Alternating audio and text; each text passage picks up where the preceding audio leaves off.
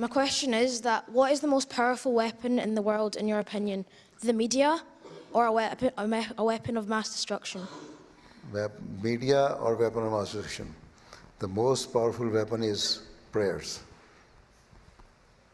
You pray to Allah, bow before Him, and then ask His help and guidance. And He can remove and He can protect you from all the weapons, whether it is media or mass destruction. And in the worldly way, yes, mass destruction, atom bomb or hydrogen bomb, they are very lethal weapons. They can destroy the whole world.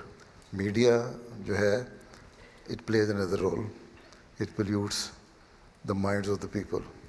And it can guide you on the wrong side.